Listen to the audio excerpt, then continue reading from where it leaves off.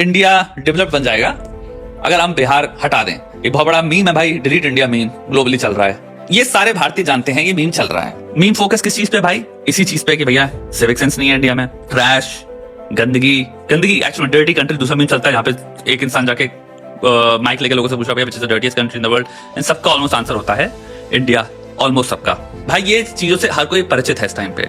अब यहाँ पे हमारे पे आता है प्रश्न कि इसको हम डील कैसे करते हैं। इसको पुट कर सकते हैं किस पर्सपेक्टिव से? कॉग्निटिव डिसोनेंस के। कॉग्निटिव डिसोनेंस क्या होता है? जब आपके पास दो ऑपोजिट थॉट्स आप कन्फ्रंट कर रहे होते हो तो डिसोनेंस क्रिएट हो रहा है दिमाग में। यानी कि भाई एक तरफ भारत से मैं प्रेम करता हूं और मैं नहीं सोचता भाई भारत को इतना गंदा देश है, दूसरी तरफ लोग वीडियोस दिखा रहे हैं, फिर लोग ऐसी चीजें बोल रहे हैं और ओपनली माना जा रहा है ये कि भारत बहुत गंदा देश है, तो मेरे दिमाग में कॉग्निटिव डिसोनेंस आ रहा है। तो उस डिसोनेंस को सेटल करने के लिए अपने दिमाग में इंसान बहुत तरह की स्ट्रेटजीज कर सकता है क्रिएट। कुछ स्ट्रेटजीज क्या हो सकती हैं? जैसे कि बैकफायर इफेक्ट। बैकफायर इफेक्ट होता है जहां पे इंसान जो चीज मानता था वंस, उस चीज को जब वो चैलेंज होते हुए देख रहा है इवन फैक्ट से, साइंस से, वो इंसान एक्चुअली में और ज्यादा स्ट्रांगली रिग्रेस करके सपोर्ट करने लग जाता है अपने प्रायर बिलीफ को। इसे कहते हैं बैकफायर इफेक्ट। दूसरा हो सकता है इंसान क्या करे, जो फैक्ट्स हैं उनको कहे ये फैक्ट्स ही नहीं है, ये तो प्रोपेगेंडा है, ये हमारे खिलाफ प्रोपेगेंडा चल रहा है, तो वो क्या कहेगा, एक नई नैरेटिव रच देगा ताकि उसको एक स्टोरी मिल पाए जिससे वो कंफर्टेबल है। तो उसकी स्टोरी क्या हो सकती है? ये पूरी ग्रैंड कंस्पिरेसी चल रही है। इन जनरल इंपॉर्टेंट है, पहला सिविक सेंस की प्रॉब्लम है,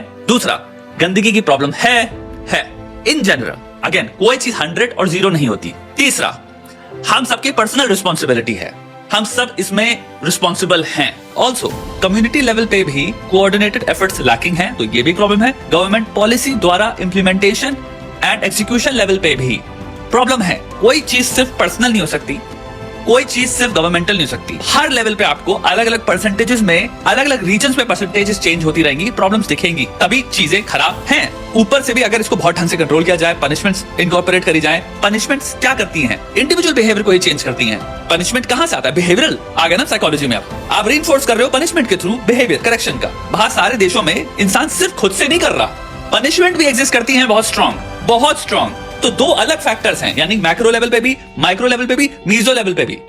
तो हम तीनों लेवल पे कहीं ना कहीं फेलियर एक्सपीरियंस कर रहे हैं। पॉइंट ये है कि अगर आप दिल्ली में भी रहते हो और दिल्ली वाले हो, और कोई भी अगर इंसान दिल्ली 10 साल रहा है, तो ये मत कहो कि सिविक सेंस हम डेवलप्ड कंट्री पे लेवल पे ऑपरेट कर रहे हैं एंड इंडिया का एवरेज एक्चुअली पूरा नीचे हो जाता है क्योंकि हम जैसे बिहार को इंट्रोड्यूस कर देते हैं। ये तो कोई सच नहीं है। प्लेंटी ऑफ पीपल तुम्हारे दिल्ली में भी कूड़ा फेंक रहे हैं, रोड के किनारे फेंक रहे हैं, प्लेंटी ऑफ पीपल के अंदर सिविक सेंस नहीं है। बाय दैट रिगार्ड ये स्टेटमेंट की इंडिया इंटायरली डेवलप्ड नेशन के लेवल पे ऑपरेट कर रहा है, लेकिन जहां हम बिहार को इंट्रोड्यूस कर देते हैं हम डेवलप से डेवलपिंग में चले जाते हैं। I think this is an unfair statement from that point of view, and I think that also exist because यहाँ पे एक level of diffusion of responsibility चल रही है।